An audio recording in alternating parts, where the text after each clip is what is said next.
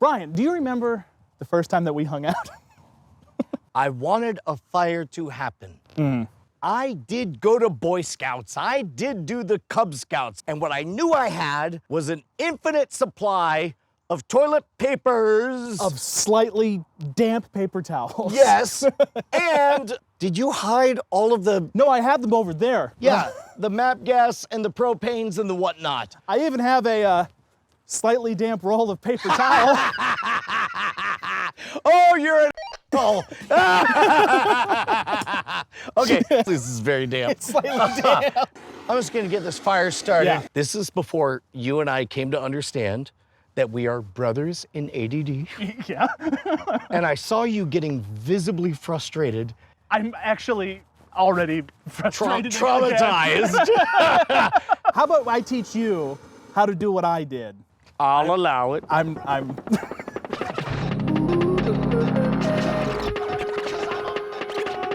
This episode of The Modern Rogue brought to you by Squarespace. Head on over to squarespace.com/rogue. Spell it right, R-O-G-U-E. Get 10% off at checkout. I think you have to use a code. Nobody knows what it is. You eat fire. You are familiar with fire. Do you know what the 3 things you need for a fire to be Heat, successful? fuel, and oxygen. I literally wrote the book on this Awesome. stuff. Do you know the difference between tinder, kindling, and... Tinder is something that is so fire sensitive that a single spark should be able to set it off. Right. And in fire eating, that means the type of fuel that you use. There's a difference between kerosene versus naphtha versus unleaded, et cetera, et cetera. And for fire eating related reasons, you would use naphtha, which has a flash point of below 0 degrees. Compared to, I don't know, let's say diesel or whiskey or something that has a flash point of a high amount. So tinder should be something that a single spark should be able to land on. I remember learning from, of all things, Survivor Man, that you could take something grindy and just use the denim on your leg to get a collection of something that easily will flash. Yeah, and what's nice is that dryers do that for you automatically. And which is why you are supposed to make sure clean to that out. Yeah. And so this is a great like fire starting thing, right? You can also use like natural fiber twine and make a little bird's nest out of that. But the rule of thumb that I like to go with is if it's smaller than a match, it can be lit with a match. It can be sticks, it can be a bird's nest, it can be paper, but it's got to have a diameter or a thickness that is less than a match. And that's our goal, is one match. One match. Right. Yeah. Okay, so technically, this is the same cloth as our clothing, and yet I'm able on stage to wipe a torch and set my pants on fire and then just wipe it off like it's nothing. But the difference is the surface area, right? Right, there's a lot more surface area in something like lint than there is on your clothes because all those fibers are all fluffed up. Which allows all of the oxygen to combine with the heat fuel oxygen. Exactly, and as the heat rises, it's going to ignite more of them and build and build and build. We're going to use that principle all the way up to build our bonfire. Okay, so absent a close by laundromat. Yeah, right. What other things would you use for tinder? Like I said, I like to use twine to make a bird's nest. Like you said, I like to use twine to make a bird's nest. Yes, that's how I attract female birds. So this is like a natural fiber twine, right? Yes. Yeah. Which is made of what? I don't know. I believe it's cellulose. It's a plant fiber, right? Exactly. Yeah. All plant fibers tend to burn, give or take, around the same temperature. Yeah, exactly. And so what I do is I'll just unthread the twine. You can just kind of ball that up. And you fluff it up all stuff, and we're effectively doing the same thing as the dryer lint. All we're doing is mad surface area so that it can get started. Yeah, and if you can see, I mean, this stuff's really great because it's so fine. So there's, I mean, those are gonna light like nothing. And you don't even need a match, right? You can use just a spark. Strongly worded tweet. Yeah, an inflammatory tweet. I don't think this is flint. Do you know what this actually is? Because it's not. No, this is a ferrocerium rod. When struck, it will spark. And a spark is going to be something that is going to be hot enough to get this thing started. Absolutely. So because there's all that little, fluff and whatnot, you don't even need one match. You can light it with just one strike. Right. The moment you get a flame, it becomes a self-sustaining system. Right, and when we build up our fire, we want to build our materials in a way that self-sustaining thing will also be able to grow Okay. and give us more and more. So twine, laundry, the scruff from your pants. Shredded up paper, leaves. What? Would paper be kindling or I don't think so. tinder? I call it tinder because you can light it with the match, right? Yeah. It's gonna burn, it's gonna grow as it burns. Okay. I don't think but you can't light it with a spark. You can. Yeah, there are certain trees, like birch trees, they make a bark that's really papery, Right. and that's got a lot of oil in it as well, and so even when damp, that can be ignited. That oil will probably burn as a hydrocarbon, which will be at around 2,000 degrees Fahrenheit, give or take. Can't start a fire without a spark. This gun's for hire. We're just dancing in the dark. Okay, Bruce. So kindling is pencil diameter or larger, up to about a 1/2 inch. All those can be ignited by your tinder, and that'll grow the flame even more, and that'll ignite your fuel wood, which is what will be your actual bonfire for the rest of the night. But the rules should still be the same, right? It should be maximum surface area, Yeah. maximum ability for oxygen to get into fuel this And self-sustaining. heat. You want the heat to be able to rise up, and you want oxygen to be in there, so that way you can get a growing flame. Okay, so in this case, we have enough tendrous fibrils, that's science, Yeah. that I'm starting to do bigger and thicker strands. Is that okay? Yeah, I think Or- that, we've got enough there that it's gonna keep, even that, the big tendrils, you've split out enough that it's still gonna be able to ignite just fine, yeah. So what are the rules for the main fuel? What do you want to look for? You want it to be dry. You want it to be pretty robust. You want like moldy, broken down wood. When I'm building a campfire, I don't like it to be much larger than, what is that, like 5 inches, 4 inches? You want it to be able to still be able to ignite, but you don't want it to. Yeah, but what if you just had a garden hose and every night when you were done, you just hosed everything down? Well, then you got a guy coming in digging your pit out. I don't know, what if? Oh, that sounds like somebody who just dug the pit out today. Sorry, so sorry. There's all these holes in the side of this thing to let air come in. And I didn't know they were there until I cleaned it out. All right. The shape of the structure. Right. I mean, outside of a ziggurat or a teepee, what else is there? Some people just like to kind of get a little chunk of coals or whatever going, and then they can just keep feeding it. And that's not really building a structure to the fire, that's more of like a maintain fire thing. I am so happy to hear you say that, because there have been times that I've just taken 2 logs that happen to be curved, and I just think to myself, I want a little heat oven right in the middle, and so then that's what I'll build everything on top of.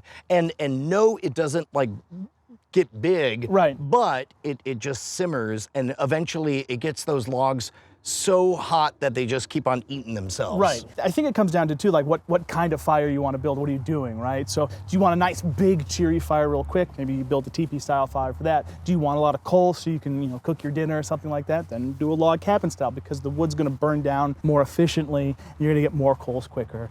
Or if doing what you're doing, right? It's like, I just want something that's going to kind of just maintain. Okay, on that subject, like, one of the things that I'm terrified of is the idea of a mega wildfire striking Central Texas, which by all accounts looks like is going to happen. So I try to be diligent about clearing out dead brush and all of that stuff. So I burn a lot of the wood that is here on campus. Right. Unrelatedly, who do I make smoky fires? And the only way I know to not make them very smoky is to make them big enough that all of the updraft takes Right. the smoke straight up. Yeah, and you can you get less smoke too if your fuel isn't wet. The drier it is, the less it's gonna kind of smolder and everything like that. The more heat, the more efficiently you're gonna be burning your fuel, so there's gonna be less smoke. But yeah, in general, you want that kind of, that heat giving you the updraft to clear away all that particulate. If there's one thing I've learned about the internet, it's that they have opinions. Yeah. So this is the moment that I ask everybody, tell us the best structure to reduce the amount of smokiness, regardless of what kind of wood we have. Right, or like what kind of fire do you build for what you're gonna be doing, right? Like if you are gonna be making dinner or walking on coals later that night, how do you like to build your fire? What do you want it to, what's the structure you go to? Are we gonna build a fire? Yeah, we're gonna build a fire. Then let's get some. Okay, great. I'm Okay. told we need tinder, kindling, and fuel. We do, we need all 3. And fortunately, you do, like you said, have a lot of brush on your property. So you can get, God, there's something purple back here. I don't know what it is. But yeah, something like this. has all three, right? You just got to break it down. Right. Okay. Yeah. Okay. So again, we're back to maximum surface area in order to, get the oxygen onto the fuel. So like something like this little guy, Yeah. should I bother to break off the little tips on it? No, I think you're dealing with a little bit of diminishing returns at that point. We have a pile of, or this is what I would call tinder, in addition to our little nest there. Ooh, this is a good one. Itty bitty. And remember, we want to build it up so that way when you've got your little heat oven, Yeah, and you yeah. want that heat to rise and ignite larger and larger things. Fire rises. So there's some nice thin stuff there. Ah, there we go. Okay, so I'm fairly confident that we can at least get a tiny flame going just on this first part. Do we want to keep on building from here, or? No, light it with one match. Oh, you tricksy vixen. I know that I've done my job as soon as I hear the crackling of burning wood, because that's how I know that the wood is burning. So if you think you've gotten to a point where you could ignite wood with one match, you do it.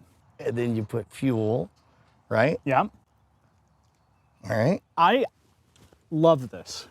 I think this is going to be so much more satisfying. So the thing that you've done here that I like too is that you've got all your fuel, but you still have a way to access your tinder deep down, right? I've seen people, and I used to do this too when I built fires when I was first, learning in Boy Scouts, right? You build all this work up and you have no idea. Get that out of here.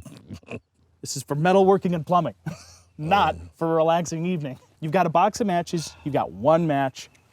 Last thing before we go. I've done enough fire eating gigs outdoors that I could tell that we have a 2 to 3 mile an hour wind. Yeah. Now, I also know, because I've done a lot of gigs outdoors, that in most places, the wind tends to die down and stop right at sunset. We're a little bit ahead of that. Yeah. I'm worried about whether or not stuff will get blown out. I think if the wind is low enough that it's not going to blow that match out on its own, you're good to go. Do you know what? That is the literal advice that I've given people when they're all like, hey, when do I know it's too dangerous to eat fire? And I say, have a candle. If the candle goes out, it's too windy. I think that's a perfect rule of thumb. Yeah. I'm going to take advantage of the privilege of lighting from underneath. I don't think you should, because you're not going to have this every time. You're not going to be able to go underground and light. I think you need to go in from the side, light that fire. All right, You can do it easy or you can do it right. Just this little wind has me nervous, right? See? See? Oh, wait. Okay, see?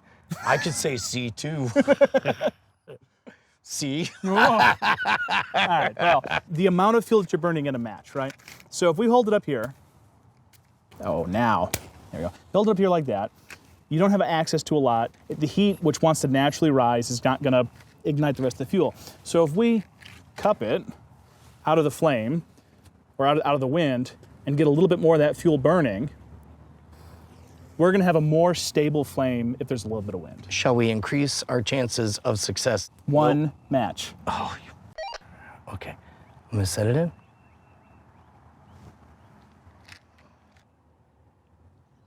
How? What? Tell me what you're doing right now. Why are you blowing on it? Because it went away. It did, yeah, but okay, it went But away. there were still embers, and I was hoping to reignite the tinder by increasing the oxygen flow. Absolutely, right? You naturally started blowing on the thing, so Yeah, it's like, why would you yeah. do that? And that's exactly right. If you've got a little bit of an ember, if you add a little bit more oxygen, that's gonna make it a little bit hotter, a little bit more heat, a little bit more oxygen. With the heat oven in the middle, Exactly, right? Okay, yeah. All right. And we're not gonna give you that one. Okay, here we go. Oh, you know what? That's another thing, is to realize that you can use the same Yeah, you source. can light a couple more hot spots. What would your hypothesis be of why this match is? Not enough tinder. Because it also looks like a lot of your smaller sticks have compressed down your bird's nest. And so all that surface area is being pressed together and you're not getting as efficient of a light. It could also be that you maybe have more access to some of that tinder, some of your bird nest, whatever, on other Okay. parts of the fire. So maybe what I would do is I would kind of fluff out things. Yeah, definitely. Because we know that surface area matters, right? Okay. Oh, that took. Also, you know what? This time is the first time that I lit it in the direction that the wind is going.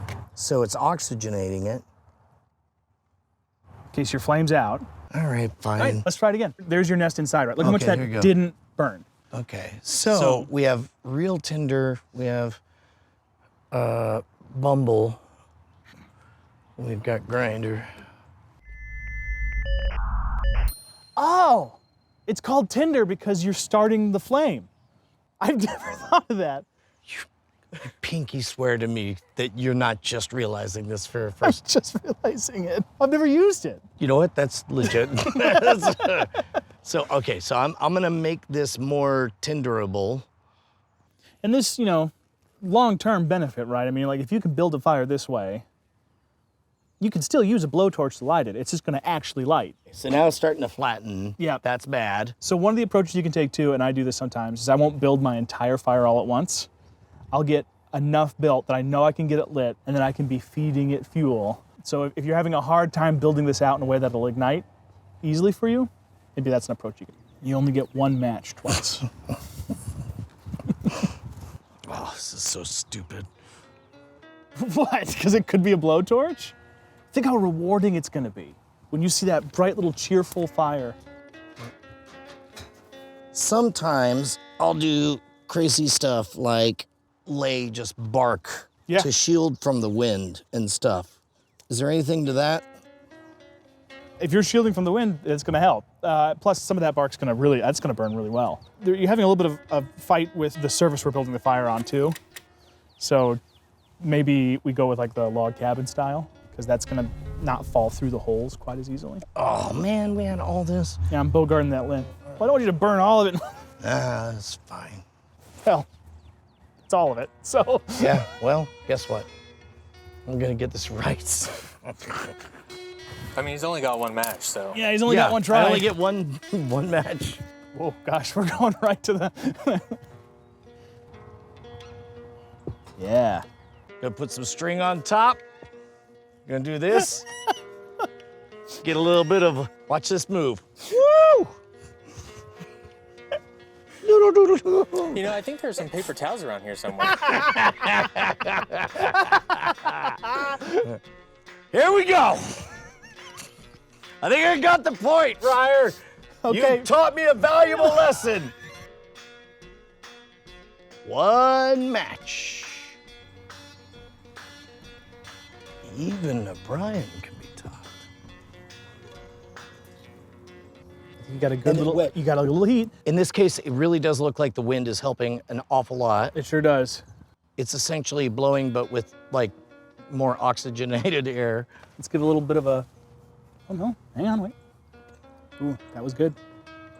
You're holding two matches. You.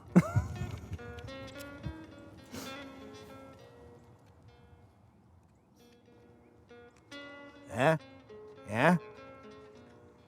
Just pretend it's one big match. Right.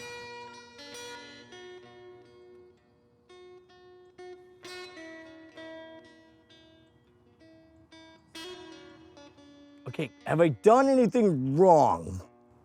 Actually, wait a minute. Wait.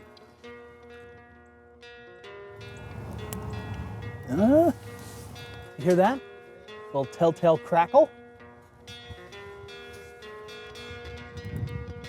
Oh, it's starting to spread. I'm seeing a couple other hot spots. Just gonna tuck more string in there. Look at it, you got a bunch going down there. Yep. Okay, so this is one where you don't want to smother it, right? Right. Because if you cover it with too much stuff, there's not enough surface area. But the spaghetti method is working. The spaghetti is burning. Not working. Okay, all right, here. I'm gonna hold the heat in. Well, you know what we could use? Hang on. If he grabs the blowtorch. You can still use a blowtorch to light it. It's just gonna actually light. Sick.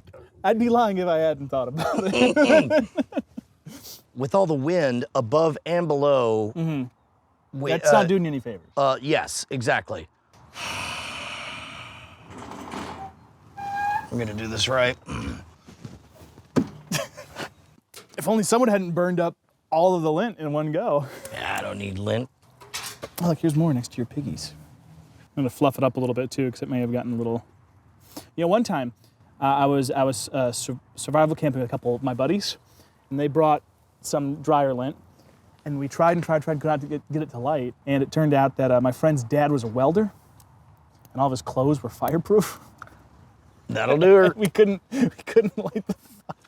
Okay, I'm gonna assume that if that first part lights, then the straight up twine is gonna go as well. But I'm gonna set it up top, all the way up here.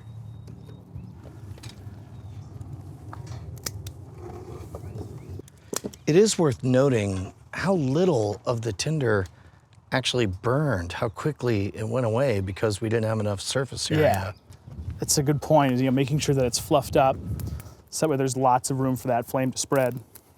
This is where we want to go ahead and try to close up the whole gap. Yeah, and I think we want to try and get some small stuff in there so that way our flame can grow. Okay. Wait, really? I think so. Really? I think right down there. No. I think that's it. I think you're good to go. More tinder. Right on top. We're in a better position because even though there is the breeze going, we have shielding all around. We also don't have the ability to be robbed of heat underneath, right? Right. So we know that our bird's nest of twine is going to light really well. I think we've got good access to it right there. That's the right spot. That's okay, the here we go. spot. Yep. One match challenge. Take one.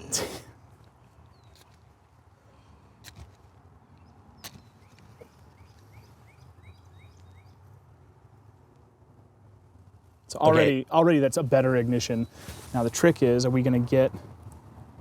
So in this case, I'm moving this to the other side. Right.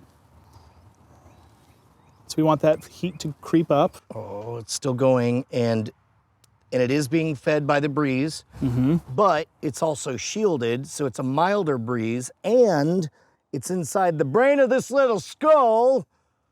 And I want to point out that all that tinder I sprinkled on top is going nuts, and I hear the sweet, sweet crackle of fire. Right, now we don't want to lose it while it's going, right? So we got to keep feeding it. Ooh, yeah.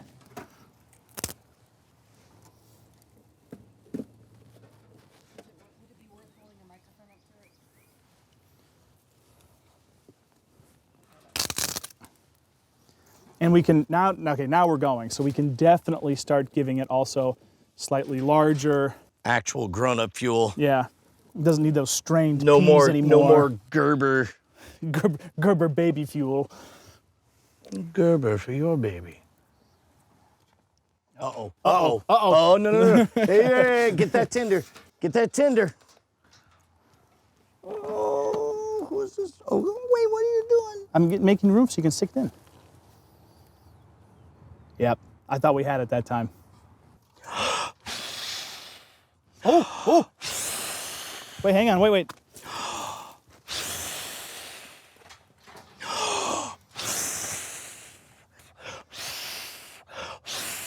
Okay, so you're blowing on it. More! But it's got nothing that it can ignite.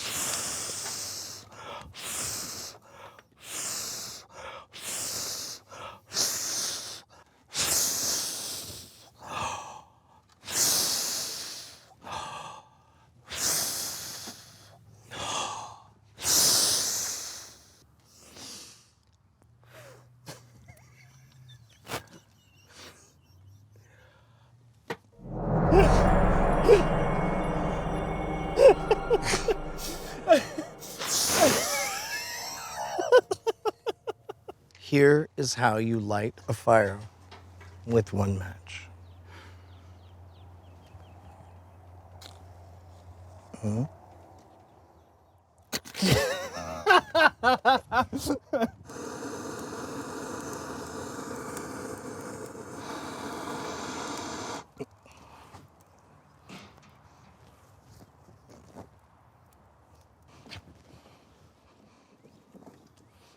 Keep going. Keep building the fire. You're right, this is faster. Goes really well. Thank you, Ryan. I think I've learned a valuable lesson today.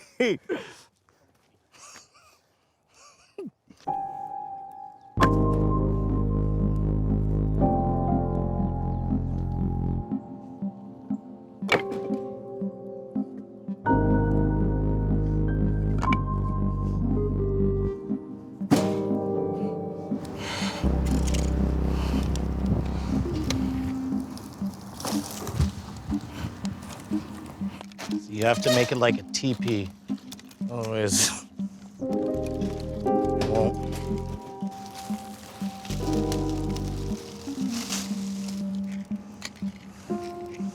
If you add more of the matchbooks.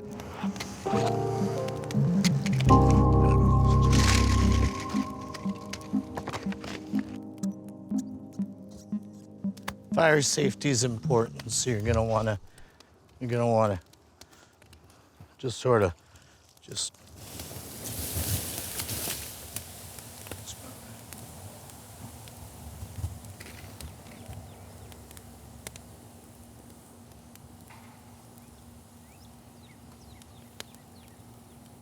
What is up with it being so smoky, though? You win. Hey, Nathan, what do you know about Squarespace? They're one of our longest sponsors and keep you independent, loud, clear, and Nobody online. cares about that part. What they do is they make your message, loud, live, and beautiful with award-winning designs, and it's better than ever. You know why, Nathan? They've been doing it 15 years. They're very affordable. And what happens if you become super popular overnight? They have the infrastructure to make that happen. That's right. None of that matters. Because you know what they got now? Robots. That's right. AI will help you create the best version of your website. Not only do they have all the award-winning designs, but on top of that, now they have robots to help you with your messaging. It's gonna do what, Nathan? Give you all the tools you need to become independent online. Nailing it. Head on over to squarespace.com/rogue. Spell it right, R-O-G-U-E. Give it a free 2-week trial. You'll fall in love. You'll figure out, oh, this is definitely the way I want to do it. But you're going to get to that moment where you're going to be typing stuff in, and you're like, who was it that told me about Squarespace again? And that's the moment I need you to type in R-O-G-U-E. You better spell it right, because that's the only way you'll get 10% off and keep us in business. Head on over to squarespace.com/rogue. Get your message out to the world. This message is approved by Nathan.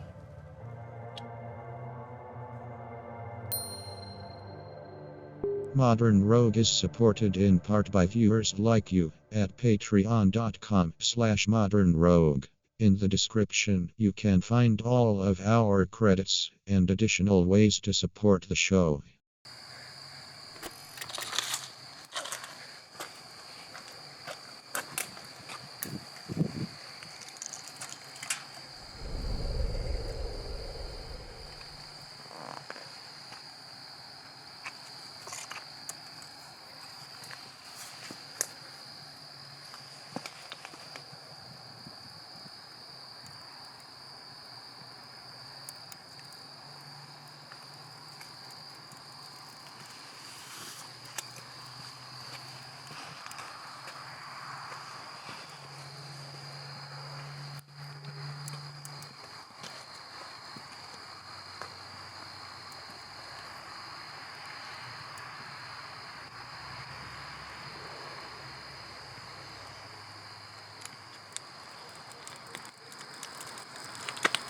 It's not that hard.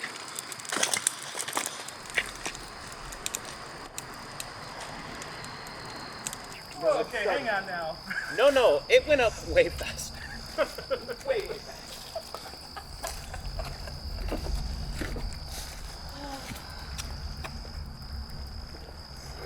Brandt was trying to record that.